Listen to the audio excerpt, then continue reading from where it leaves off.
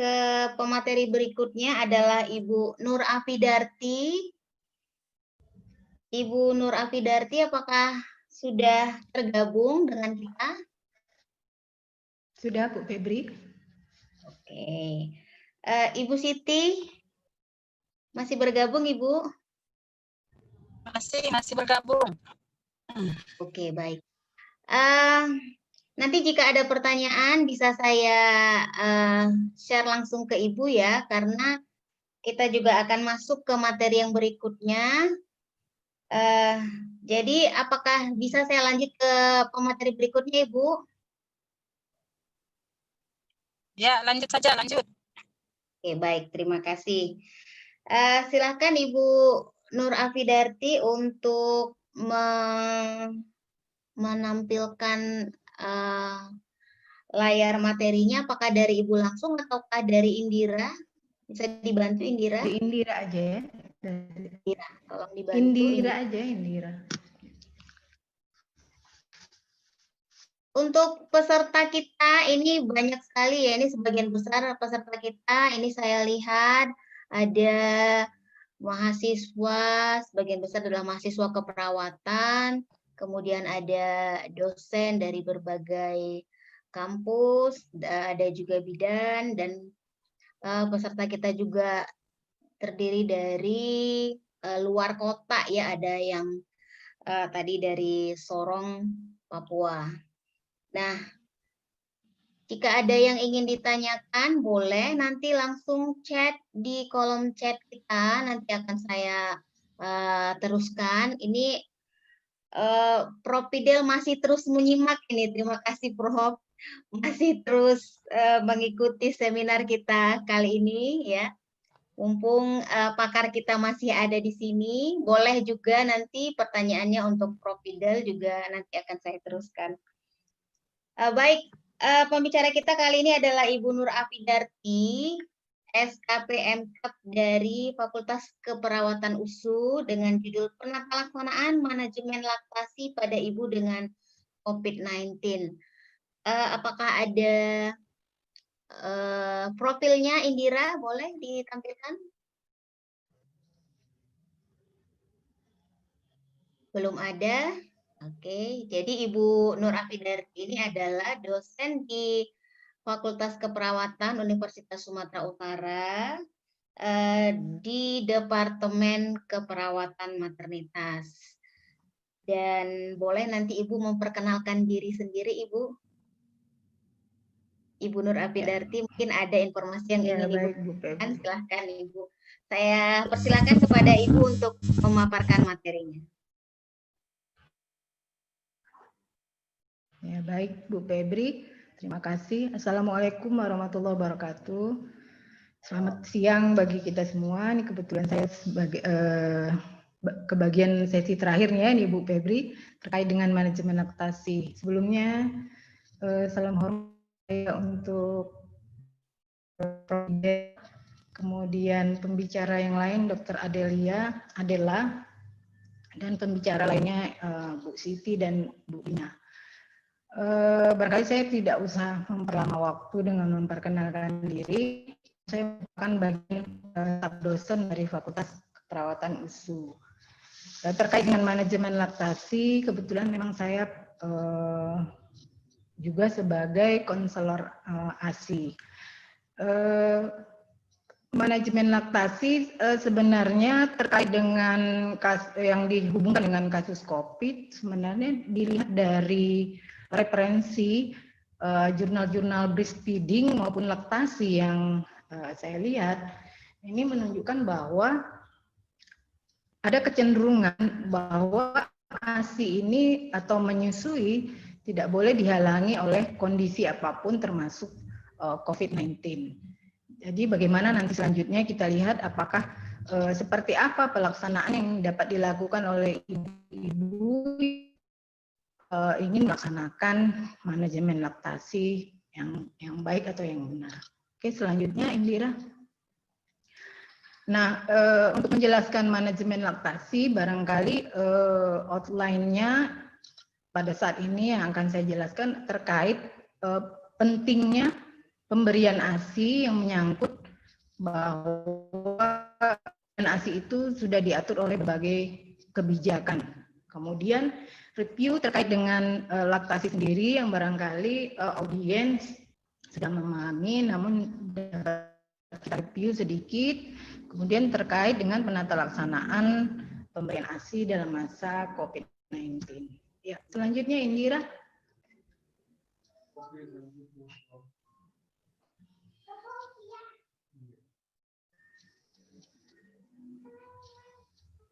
Putus-putus Bu Febri. Oh iya. Ya. Oke, jaringannya kurang Udah? bagus Ibu.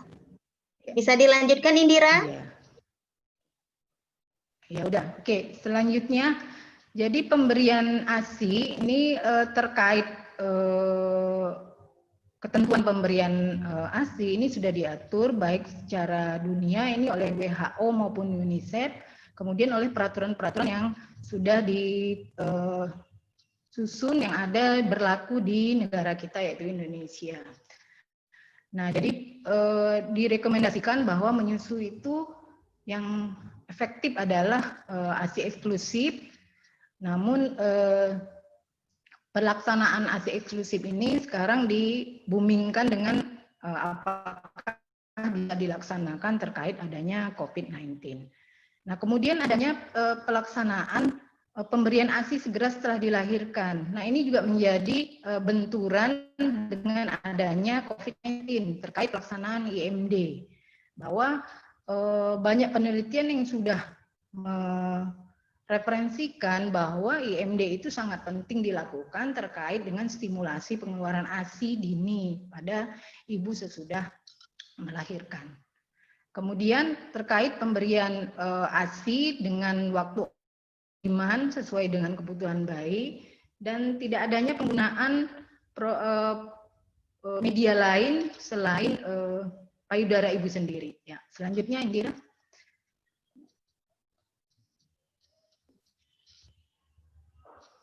Indira. Oke, Indira, silakan lanjut. Ya. Beberapa yang ke Indonesia sebenarnya peraturannya sudah lama diberlaku. Lihat di tahun 2009 sudah dikeluarkan bahwa ada Undang-Undang Kesehatan Nomor 36, ini pasal 128 bahwa ASI itu wajib diberikan ya, secara eksklusif, di mana pelaksanaannya dilakukan selama 6 bulan penuh tanpa pemberian apapun, termasuk air putih.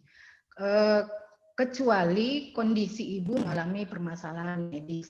Terkait dengan COVID-19, nah ini kita bicarakan lebih lanjut. Kemudian peraturan pemerintah ini juga ada tahun 2012 nomor 33 juga ditekankan mengenai ASI eksklusif dan pelaksanaan IMD. Selain itu ada Asosiasi Laktasi Internasional ini tahun 2010 juga mengeluarkan adanya peraturan IMD. Nah, terkait dengan agama Muslim, ketentuan menyusui ini juga sudah diatur. Salah satunya saya kutip sebenarnya banyak ya yang sudah ditekankan di dalam ajaran agama Islam, salah satunya dari surat Al-Baqarah 233 bahwa pemberian harus dilakukan pada ibu, memang di situ bahasanya hendaknya, tapi diharapkan diberikan ibu kalau bisa sampai 2 tahun penuh. Oke, selanjutnya. Ya, Next, Indira.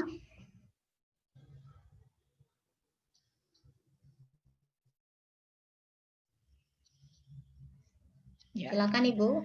Kenapa sebenarnya proses menyusui ini dapat dilakukan? Sebenarnya ini terpicu pada saat persalinan, kemudian karakteristik bayi setelah lahir. Nah, momen yang paling penting dialami oleh ibu dan bayi setelah persalinan adalah membentuk hubungan atau bonding ya, attachment antara ibu dan bayi. Nah, perilaku apa yang mendukung bahwa ibu sebenarnya punya keinginan yang kuat untuk memberikan ASI? Hal ini karena pada saat setelah bayi dilahirkan ada keinginan yang besar untuk melihat ataupun memegang, termasuk nurani keibuan untuk memberikan ASI pertama kali. Jadi hal ini seringkali dengan mungkin aturan atau sistem beberapa rumah sakit yang biasanya tidak menggunakan seperti pelaksanaan IMD. Kemudian sebenarnya pada bayi hal ini juga didukung karena adanya bahasanya itu terkait dengan karakteristik bayi setelah dilahirkan. Apa yang dipunyainya yaitu adanya kemampuan mencium, merasa, mendengar, dan melihat. Nah, ini jadinya kontras dengan ibu, nyambung artinya sehingga tidak ada kehalangan atau kendala yang mengharuskan ibu harusnya tidak bersama dengan bayinya. Oke, selanjutnya.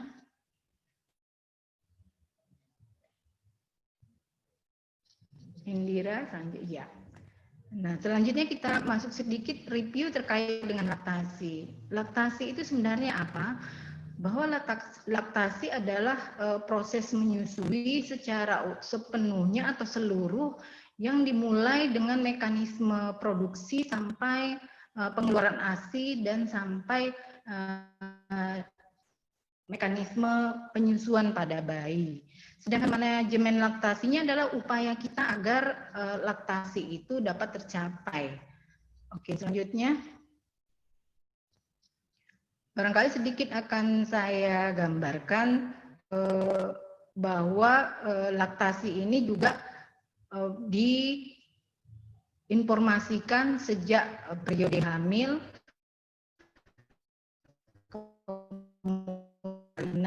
apalagi setelah persalinan. Selanjutnya.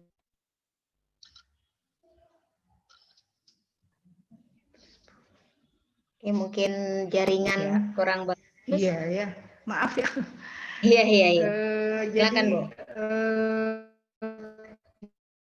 pelaksanaan manajemen laktasi ini tadi sudah saya sampaikan bahwa manajemen laktasi kan sejak awal kehamilan, kemudian saat persalinan maupun saat ibu sesudah melahirkan, kaitannya dengan ibu postpartum menjadi orientasi fokus dari manajemen laktasi. Nah, informasi apa yang penting diberikan dalam ketiga periode ini? Ini dimulai mungkin lanjut kira kaitannya dengan anatomi dan fisiologi terkait dengan bagaimana ASI diproduksi, kemudian bagaimana ASI itu bisa keluar, dan selanjutnya bagaimana agar ASI bisa diberikan pada bayi. Selanjutnya, Indira.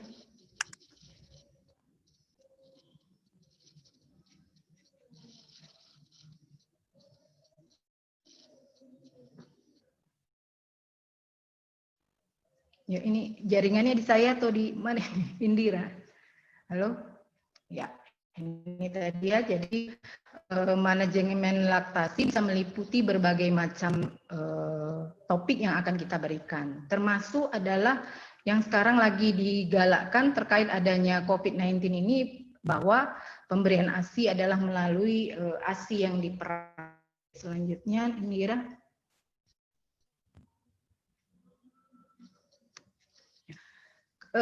Untuk pemenuhan kebutuhan ASI, saya sebenarnya terus concern dengan perkumpulan ASI. Sampai sekarang sebenarnya topik yang tetap menjadi booming di Asosiasi Menyusui pada Ibu itu seluruh Indonesia itu tetap kaitannya dengan bagaimana pemenuhan ASI. Kalaupun dikaitkan dengan COVID, barangkali hanya informasi segelintir yang atau pertanyaan yang minim yang saya lihat di asosiasi. Jadi keinginan yang besar untuk menyusui itu lebih kuat daripada wabah COVID-19 ini sendiri. Jadi kalau kita lihat bahwa pemenuhan ASI ini sebenarnya ibu-ibu di awal pemberian ASI adanya kekhawatiran terkait tidak tercukupinya ASI yang diberikan oleh ibu, sehingga menyebabkan mereka akhirnya beralih ke pemberian support atau susu formula. Padahal kalau terkait dengan karakteristik organ pencernaan khususnya lambung, pada hari pertama itu sangat kecil ya ukuran lambung bayi, sehingga sebenarnya pemberian ASI pada bayi pada hari-hari pertama itu sebenarnya hanya untuk meningkatkan rasa nyaman pada bayi. Kalau di flashback kembali, barangkali saat di dalam intrauterin bayi sangat nyaman, sehingga setelah keluar mendapatkan stimulus yang beragam, ini menyebabkan bayi akhirnya kemungkinan untuk merasakan ketidaknyamanan. Nah, jadi untuk meningkatkan kenyamanan tersebut adalah salah satunya melalui mekanisme atau proses menyusui. Dengan pertambahan usia, kita lihat bahwa pemenuhan kebutuhan ASI juga akan meningkat. Kaitannya dengan ukuran ini dipastikan untuk diberikan informasi terkait dengan kebutuhan bayi, perubahan kebutuhan nutrisi bayi per harinya. Nah, ini penting kali nanti disalahartikan terkait dengan deposit ASI, bahwa berapa sebenarnya yang harus ditampung pada setiap media atau wadah penampungan. Oke, selanjutnya silakan. Indira. Ya, jadi karakteristik ASI ini mulai dari colostrum, kemudian pour milk, kemudian hind milk. Nah, seringkali terkait dengan pemberian ASI ada kesilapan ya atau kurangnya informasi pada ibu-ibu baik terkait dengan colostrum maupun pencapaian pemberian ASI akhir. Seperti yang kita tahu bahwa colostrum merupakan ASI yang pertama sekali keluar yang mempunyai warna yang tidak sama dengan ASI yang sebenarnya. Kemudian dilanjutkan dengan karakteristik ASI awal yang terlihat lebih encer. Nah, seringkali durasi yang tidak terstandar yaitu minimal 15 menit selama menyusui ini tidak tercapai oleh ibu. Ibu seringkali langsung menjas atau mendiagnosis bayinya bahwa bayinya itu tidak kenyang atau masih lapar, sehingga bayi diberikan tambahan seperti supor. Padahal untuk mencapai mendapatkan bayi pada ASI akhir pada bayi ini harusnya dilewati minimal waktunya 15 menit dengan waktu bisa 15 sampai 20 menit. Nah, kenapa ASI akhir ini yang harus dipenuhi oleh bayi? Karena kandungan lemak yang tinggi. Nah, ini yang memberikan rasa kenyang. Jadi kalau di ASI awal barangkali tidak bisa mencapai rasa kenyang pada bayi. Jadi untuk mencapai rasa kenyang ini perlu sampai ke ASI akhir. Oke, selanjutnya. Ya, bagaimana mekanisme laktasi atau manajemen laktasi yang terjadi mulai dari hamil sampai setelah persalinan? Barangkali stimulus payudara untuk persiapan laktasi ini sudah terjadi sejak saat hamil. Dengan adanya perubahan hormonal, terutama estrogen, ini akan mendukung dan progesteron ini akan mendukung perubahan atau karakteristik dari payudara yang mendukung terhadap laktasi.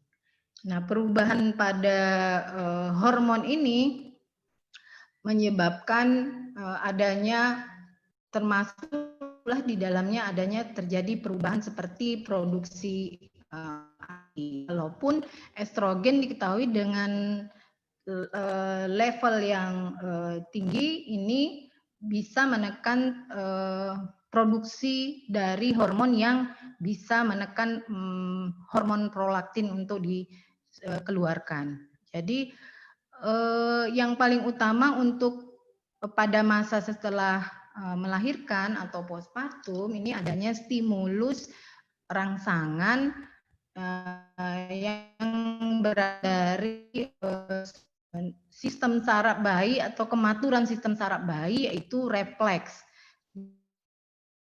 Nah, isapan atau impuls saraf yang ada di otak ini sangat penting oleh adanya stimulus hisapan bayi.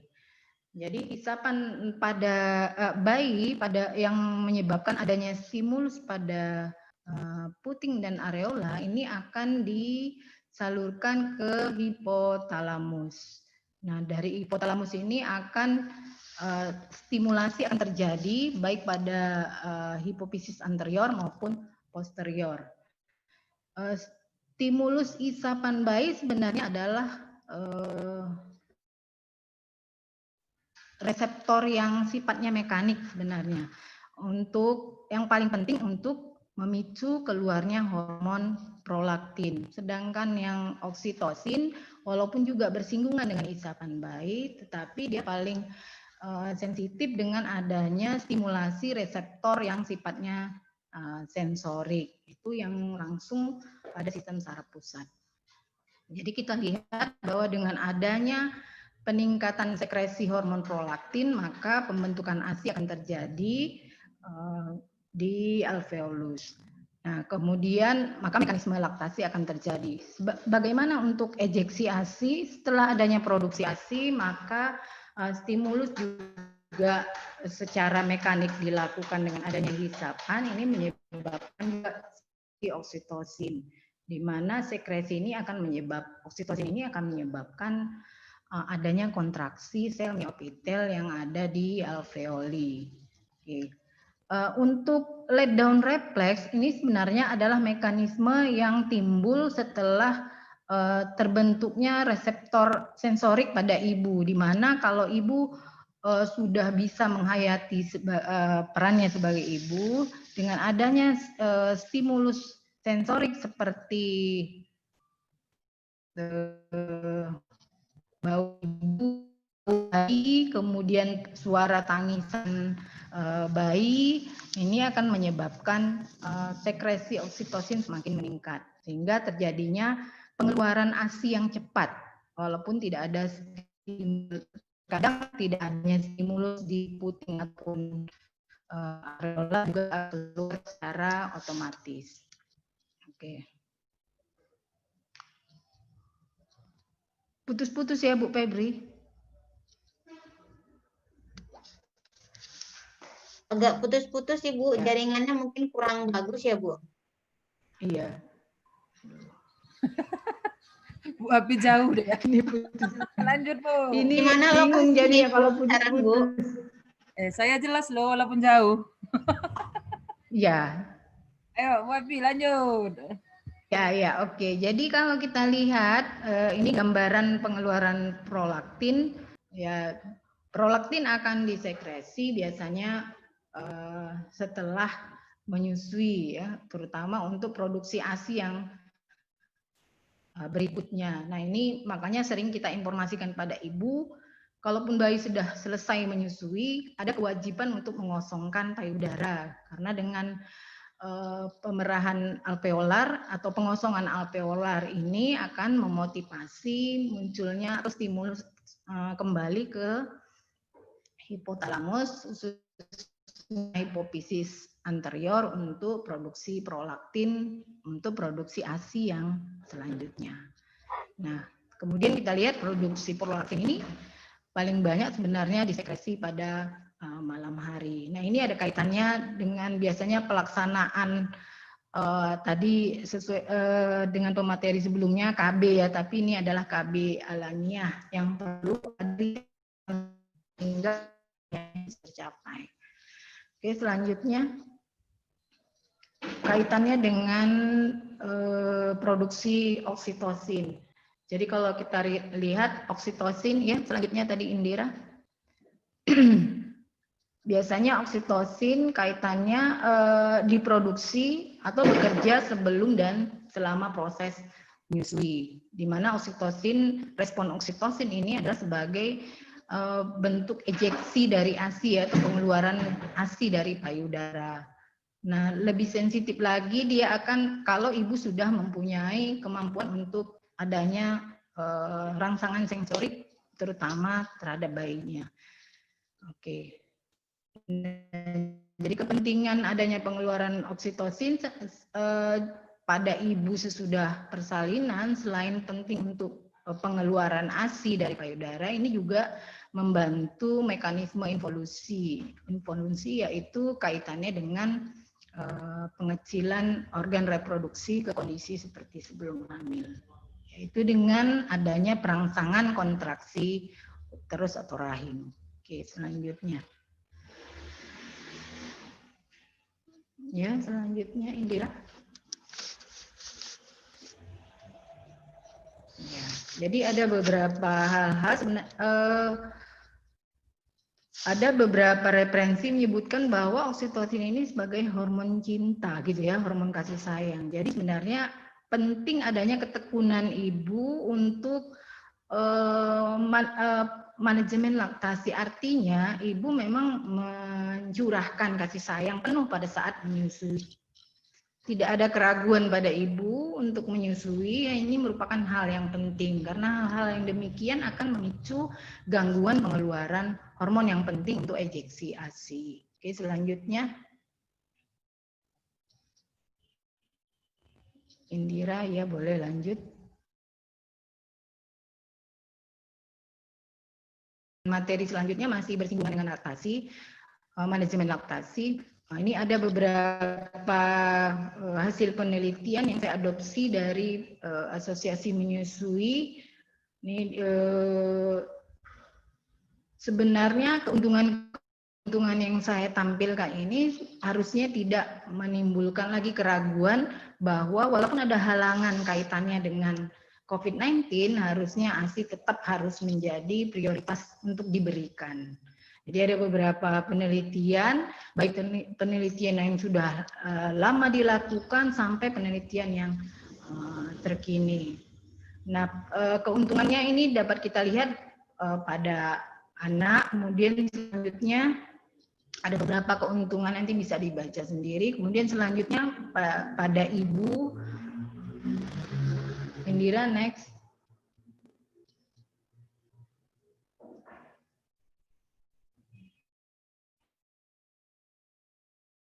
Pada bayi termasuk ini sebenarnya kaitannya dengan infeksi ya. Jadi ASI juga dipercaya dari hasil penelitian itu menunjukkan adanya penurunan terkena infeksi pada bayi yang diberikan ASI.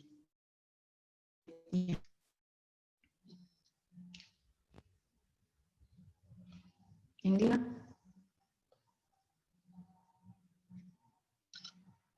Ini karena putus-putus ya Bu Asna barangkali. Iya, Ibu. Silahkan lagi Bu lanjut. Oke, nah, ya selanjutnya ini kita lihat bahwa ASI juga berkontribusi terkait dengan kepintaran pada anak ya. Jadi penelitiannya juga banyak dilakukan. Oke, selanjutnya Indira.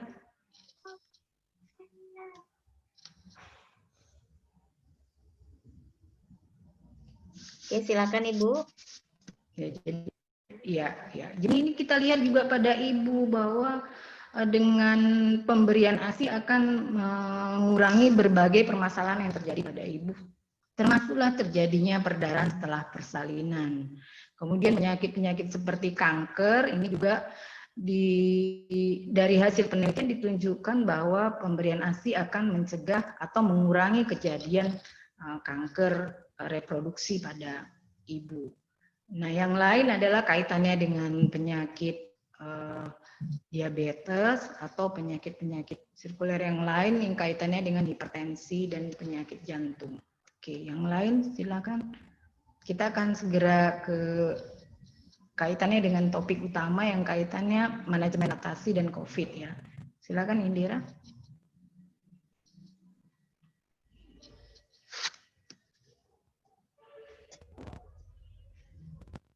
Ya, ini juga hal-hal yang bisa dicegah dengan menggunakan atau melakukan laktasi yang keuntungannya pada ibu. Oke, selanjutnya silakan Indira. Ya, ini pada kondisi klimakterium nanti pada wanita ya, pada lansia akan mencegah terjadinya berbagai degeneratif ya, penyakit degeneratif. Oke, silakan Indira.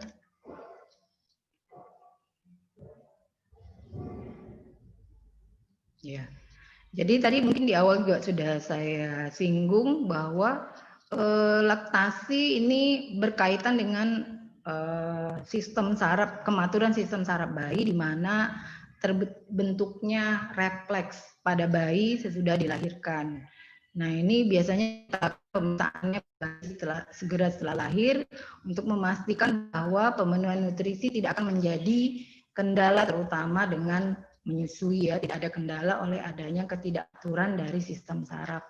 Refleks yang mendukung kaitannya dengan refleks rooting, refleks suckling maupun refleks swallowing ya, atau menelan. Silakan Indira selanjutnya.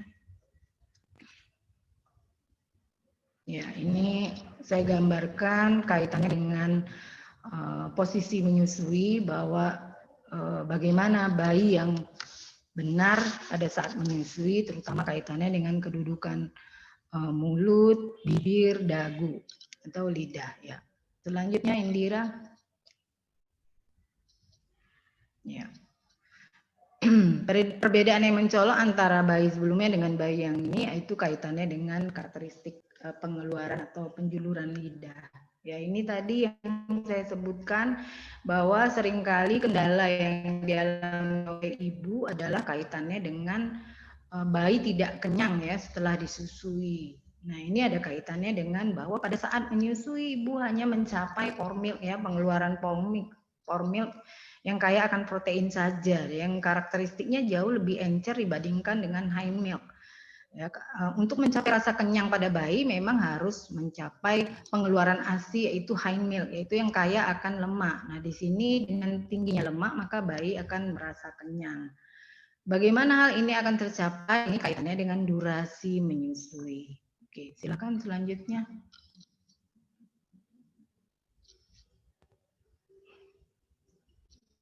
Ya, oke, selanjutnya Indira.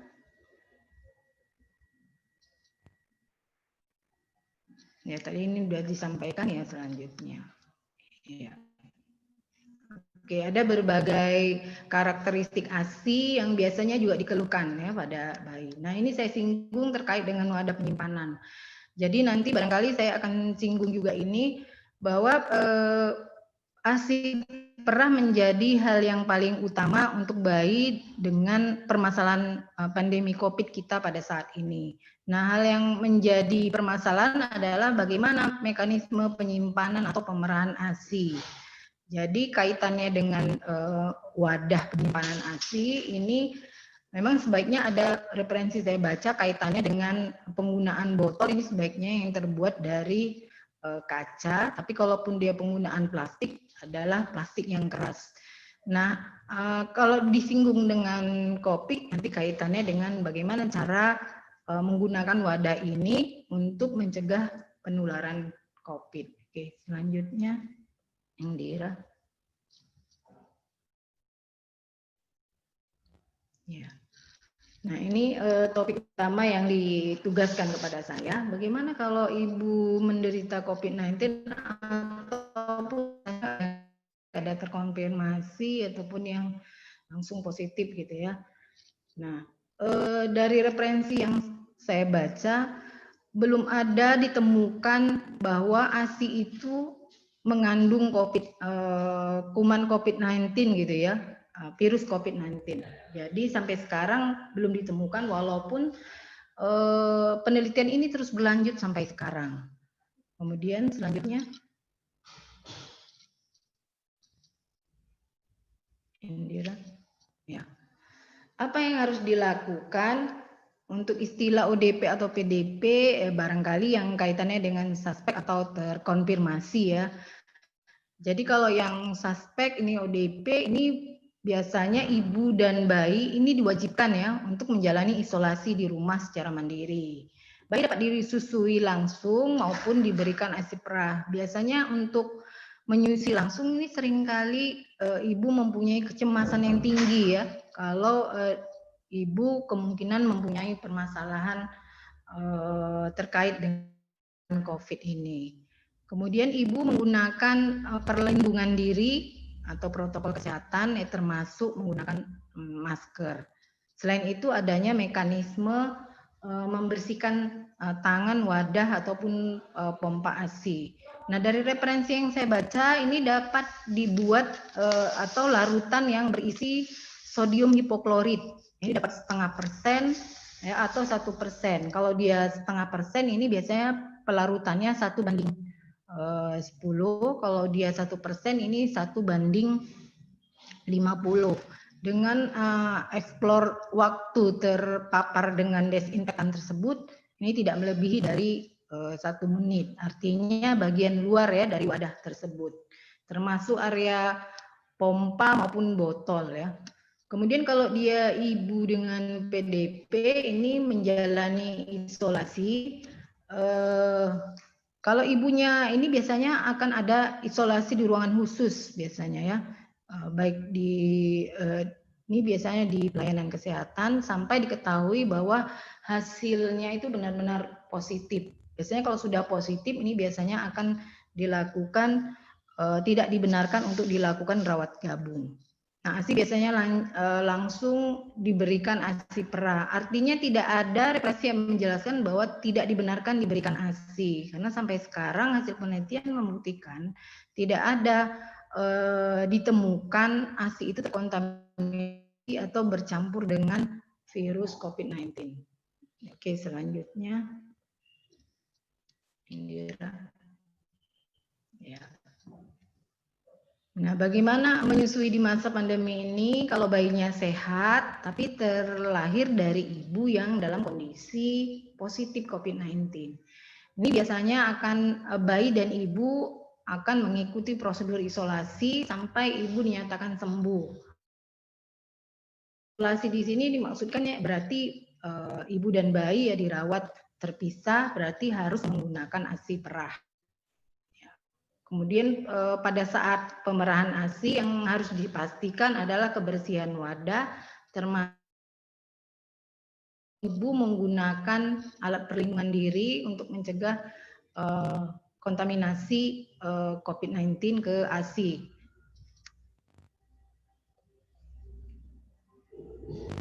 Oke. Ya, bayi terkonfirmasi. Ya, selanjutnya yang dikeluarkan oleh Menkes ya, ini bahwa ibu dengan COVID-19 dapat menyusui jika mereka menginginkannya. Jadi tidak ada kendala atau hambatan atau larangan yang menegaskan langsung bahwa ibu tidak dibenarkan untuk menyusui.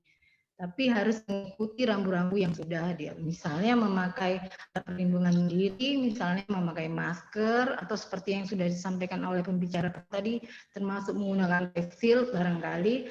Kemudian jangan lupa melakukan mekanisme atau pencucian tangan di air yang mengalir, kemudian menggunakan desinfektan, termasuklah wadah atau media penampungan ASI atau alat pompanya sendiri. Nah, ini jadi pemberian ASI dalam masa pandemi ini tetap harus mendapat dukungan. Perlakukan di referensi ada saya baca sebenarnya yang mana lebih besar keuntungan IMD atau risiko untuk COVID-19. Jadi karena sampai sekarang belum ada buktian menunjukkan janin bisa tertular dari pada saat hamil ibu yang menderita COVID-19, maka IMD bisa dilakukan kalau menurut ketentuan ini. Oke, kemudian rawat gabung, kemudian ya selanjutnya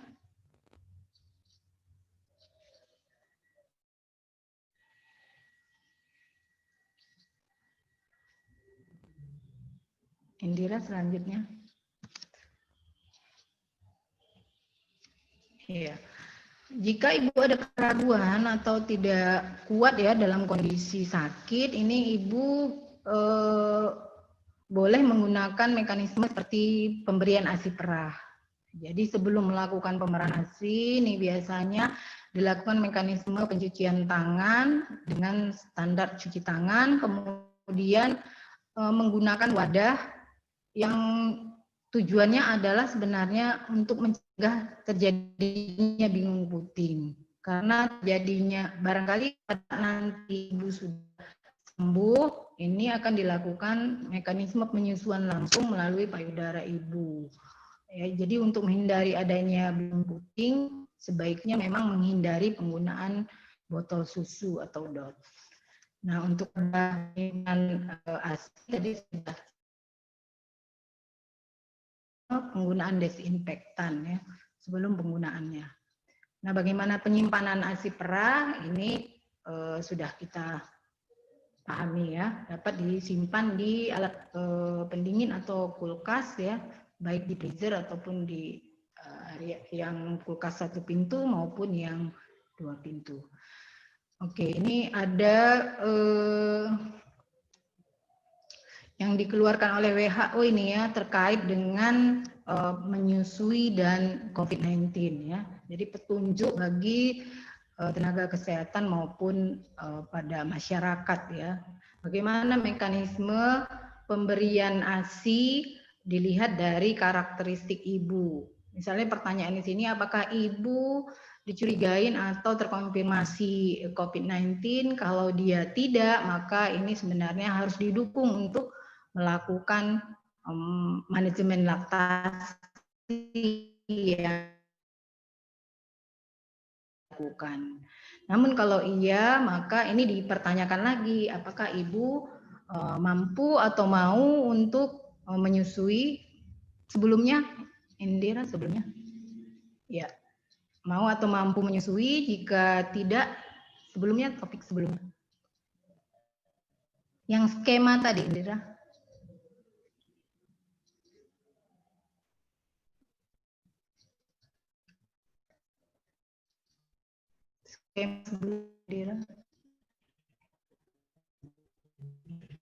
Tadi skema sebelumnya tadi belum ini ya, belum tuntas.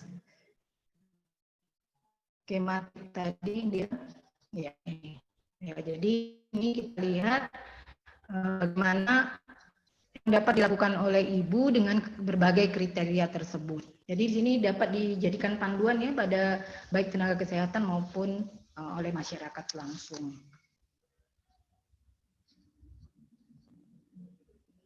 Ya, jadi setelah dilakukan pemerahan ASI atau pemberian ASI perah atau bisa dapat kita lakukan untuk mencegah terjadinya bingung puting dengan menggunakan media seperti cup ya atau gelas kecil atau boleh juga menggunakan sendok ya sampai bayi terpenuhi terkait dengan laktasi. Nah, mekanisme atau tata cara menyusui dilakukan sama seperti ibu pada saat menyusui dengan payudaranya sendiri. Cuma bedanya adalah menggunakan media. Dalam gambaran ini, indikasi ini tidak dengan kondisi COVID-19 ya. Jadi kalau pada saat teridentifikasi COVID-19, kaitan dengan pemberian ASI, baik suspek atau terkonfirmasi, ini menggunakan alat perlindungan diri yang seperti sudah dijelaskan oleh pembicara sebelumnya. Oke, selanjutnya. Oke, baik. Mungkin waktunya bisa diperhatikan, Ibu. Iya. Ya, selanjutnya mungkin poin yang tempat penyimpanan terkait dengan tempat penyimpanan ya kaitannya tentunya tahu tempat penyimpanan. Oke, selanjutnya Indira. Ya. Ya, jadi bagaimana kalau ibunya sudah sembuh? Ya, ini ibu dan bayi dapat gabung lagi untuk melakukan proses laktasi seperti biasanya. Tapi kalau sudah kelamaan ibu dan bayi tidak melakukan proses laktasi yang dilakukan langsung melalui payudara ibu, ini biasanya akan ada namanya mekanisme relaktasi, di mana ibu akan mengupayakan kembali untuk menyusui langsung dengan payudara. Sesuai dengan yang sudah saya alami, untuk melakukan mekanisme relaksasi ini sebenarnya memang rada-rada sulit ya, karena bayi akan diadaptasikan kembali agar mampu menyusui langsung pada payudara ibu sendiri. Oke. Selanjutnya, ya. Nah, ini ada poin terakhir yang kaitannya dengan COVID-19. Bagaimana kalau keluarga atau ibu mempunyai tingkat kecemasan yang tinggi ya, terkait kemungkinan terjadinya penularan COVID-19. Jadi yang harus diingat di awal adalah kaitan bahwa belum ada buktikan bahwa ASI itu bisa tercemar atau dicurigai kontaminasi oleh COVID-19. Jadi sejauh ini belum ada penelitian yang membuktikan. Kemudian bayi baru lahir dan bayi beresiko rendah, ini bayi beresiko ini rendah terkait atau bayi baru lahir maupun bayi ini sebenarnya beresiko rendah terkena infeksi COVID-19. Ini hasil penelitiannya. Kemudian kasus infeksi COVID-19 yang konfirmasi terjadi pada anak, ini sebagian besar hanya mengalami gejala atau penyakit yang ringan. Selanjutnya, ini bisa dijadikan informasi pada ibu-ibu yang mempunyai keinginan yang besar untuk menyusui, namun mempunyai kecemasan juga terkait pemberian ASI dalam masa COVID-19 ini. Ya, selanjutnya Indira.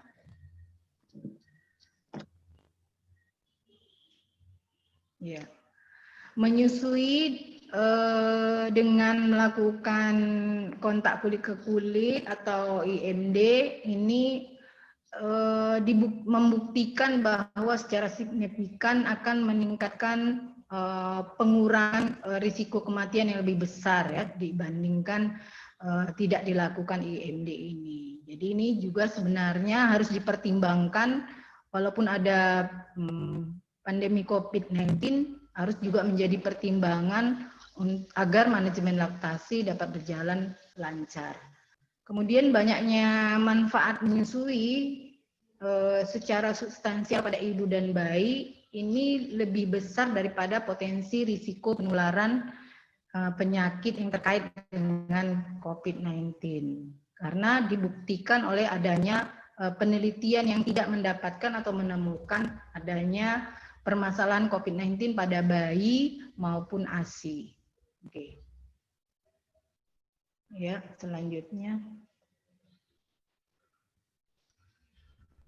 Ya, barangkali itu saja yang bisa saya sampaikan. Maaf atas gangguan signal ya yang saya pada saat penyampaian ini. Saya kembalikan kepada Ibu Febri sebagai moderator. Oke, baik. Terima kasih Ibu Nur Afidarti atas pemaparan penata laksanaan manajemen laktasi pada ibu dengan COVID-19.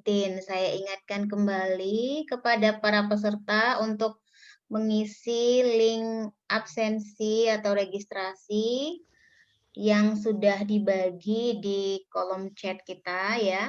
Dan bagi yang ingin bertanya, boleh silahkan tanya langsung atau bisa tulis di kolom chat, karena ini Bu Nur situasinya rawan ya, ini siang pas jam 12-an lewat. Jadi para peserta barangkali pun sudah ada yang keluar masuk. Nah, tapi Bu Nur ada tadi yang japri pada saya. Apakah inisiasi menyusu dini bisa dilakukan pada bayi yang baru lahir di situasi pandemi COVID ini? Itu pertanyaannya, Bu. Boleh ya, langsung. Jadi kalau ya, terima kasih Bu Febri. Kalau dilihat dari referensi yang saya telusuri,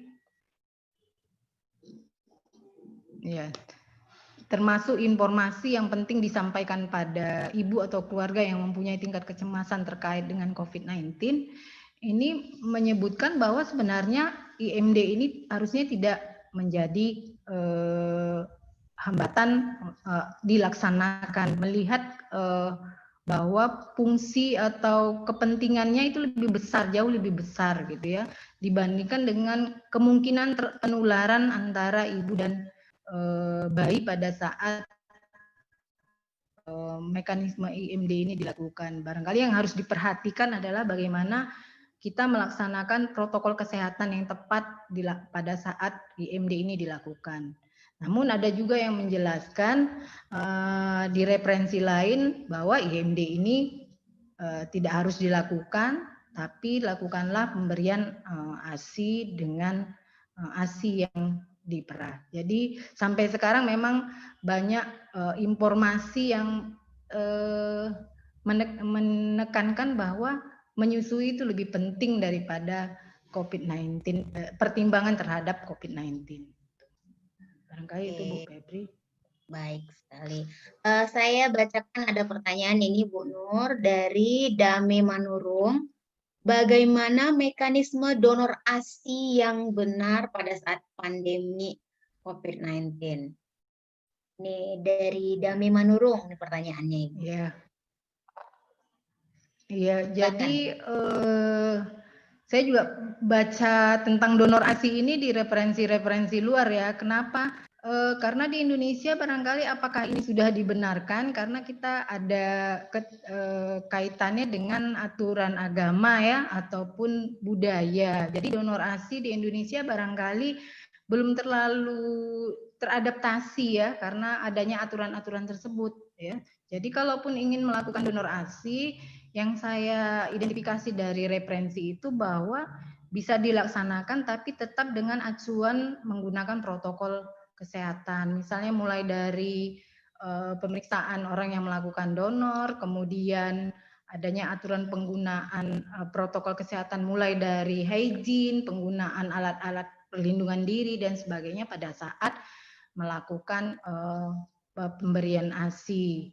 Termasuklah sebenarnya ada juga di luar itu misalnya bank ASI misalnya seperti itu ya, itu kan sebenarnya juga dari donor ASI ya. Jadi atau misalnya ibu donornya langsung memberikan ASI pada bayi, tapi kalau di Indonesia barangkali aturan akan terkendala itu pelaksanaan demikian karena adanya aturan agama atau budaya ya, barangkali itu ya. Tapi kalaupun ingin dilakukan, perhatikan adanya protokol kesehatan yang sudah distandarkan.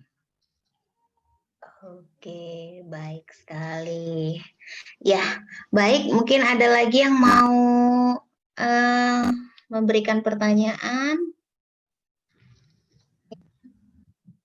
Saya cek dulu untuk para peserta. Mohon diisi link registrasinya. Ini informasi bahwasanya sertifikat tidak akan diberikan jika peserta tidak mengisi link registrasi. Oke. Sepertinya tidak ada lagi yang mau bertanya, Ibu. Apa kira-kira closing statement-nya Ibu Nur Afidarti sebelum kita tutup seminar kita hari ini? Sebelum ditutup, saya boleh menyela, Bu Febri. Silakan Ya. Prof. Terima kasih, masih terus aja bergabung, Prof. Silakan, Prof. ASI, tentang ASI tadi. Mantap. ASI ini adalah makanan alami yang diproduksi dan diberikan pada konsumennya tanpa mengakibatkan polusi, tanpa kemasan, dan tanpa limbah. Jadi kalau kita dukung ibu menyusui, maka kita juga mengurangi polusi udara, air, dan tanah kita ya, melindungi generasi muda kita ya. Cuma pandemi COVID-19 ini membawa dampak negatif bagi keberhasilan menyusui. Ini yang sangat-sangat mengganggu ya. Kunjungan ibu hamil dibatasi sehingga layanan konseling laktasi tadi sudah disampaikan oleh Ibu tadi ya, konseling laktasi sebelum melahirkan ini kan salah satu kunci keberhasilan menyusui. Itu juga terhambat pasti.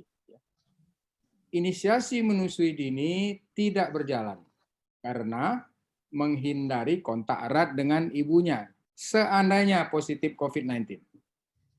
Jadi menyusui sesering mungkin sesuai kebutuhan bayi juga pastilah nggak terlaksana. Pemberian ASIP ASIP tadi ya, ASI perah juga sulit terlaksana. Ibu dengan COVID-19 akan menerima obat-obatan. Pasti dikasih dia antiviral, azitromisin, ya. Kalau yang vitamin-vitamin tuh nggak masalah, tapi yang itu kan belum kita tahu ya apanya. Dia beberapa obat-obatan itu melewati sawar susu, ya. Menerima obat dan keamanannya pada bayi itu masih dipertanyakan. Nah, pemberian ASI donor, tadi ada pertanyaan dari Bu Dami Manurung ya, juga belum dapat terlaksana. Tadi udah dijelaskan oleh Ibu presentator, belum ada bank ASI. Ya kan? Penggunaan botol justru meningkatkan risiko bayi. Tadi udah dijelaskan juga jelas, bagus sekali itu. Bayinya bingung. Puting susu. Yang mana puting ini? Dan bisa juga terkontaminasi kan? Jadi tadi ada istilah relaktasi, ya itu bagus. Nah, apabila ibunya terkonfirmasi positif COVID-19, maka bayi itu termasuk kontak erat risiko tinggi. Sehingga inisiasi menyusui dini, IMD, dan rawat gabung ini memang oleh POGI tidak dianjurkan. Bayi dikasih ASIP tadi, ASIP perah. Tentunya dengan protokol ASI perah yang benar, tadi sudah dijelaskan, dan dilakukan swab bayinya. Kalau ibunya adalah suspek atau tersangka COVID-19, maka bayi tadi termasuk kontak risiko rendah. Tetapi juga tidak dianjurkan inisiasi menyusui dini dan rawat gabung. Dan diberikan juga ASI perah tadi, kemudian ya dilakukan swab. Ya. Memang pemberian ASI perah dilakukan sampai saat ini, beberapa penelitian itu membuktikan bahwa tidak ditemukan virus SARS-CoV-2 pada ASI ibu yang positif 19. Ya, bayi bisa menyusu langsung setelah hasil swab ibu negatif. Jadi swab ibu dulu negatif, kemudian bayinya bisa menyusu langsung, dan diperlukan pendampingan untuk relaktasi tadi. Saya suka istilah itu baru dengar tadi ya. Apabila ibunya memutuskan tidak memberikan ASI selama perawatan, maka tetap dianjurkan memerah ASI agar ketika telah pulih dan ingin menyusui kembali, produksi ASI-nya tetap terjaga. Itu untuk ibunya. Ya. Bila ibunya adalah termasuk kategori kontak erat, jadi ibunya kontak erat, tidak positif, maka dapat dilakukan IMD dengan rawat gabung serta boleh menyusui langsung atau minum ASI perah. Ya.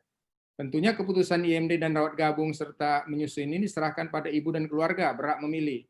Disertai informed consent, harus itu. Sekali lagi diingatkan informed consent setelah memberikan informasi terkait manfaat dari menyusui dan potensi risiko penularan melalui kontak erat tadi. Jadi memang kita harus jelaskan ya tentang betul IMD itu atau ASI itu sangat-sangat penting, tetapi ada beberapa hal yang memang betul-betul menghancurkan harapan kita tentang pentingnya ASI ini pada situasi pandemi sekarang ini, yang mudah-mudahan kita sama-sama berdoa segera berakhir, karena akan insya Allah ASI-nya.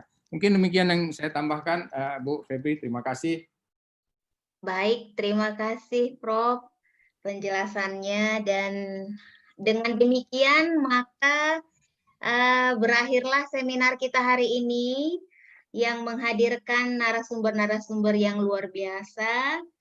Dan terima kasih kami ucapkan. Mungkin sebelum ditutup tadi closing statement dari Ibu Nur Afidarti sebelum kita tutup materi dari Ibu.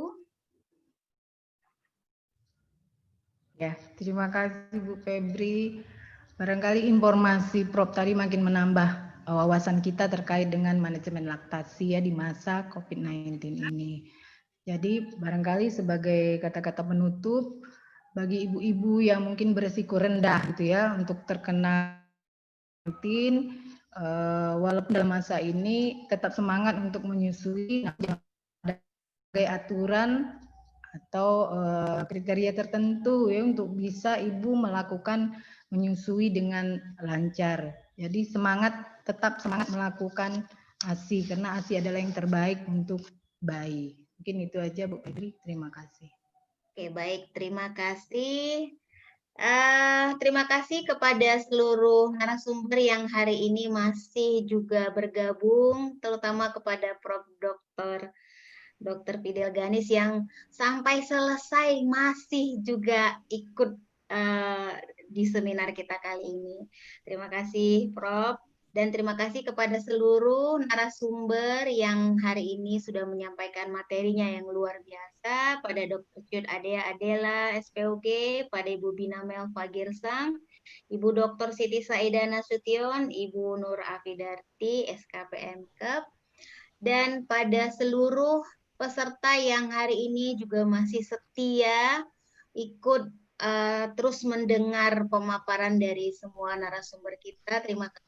Jangan lupa tetap mengisi link registrasi sebelum kita tutup.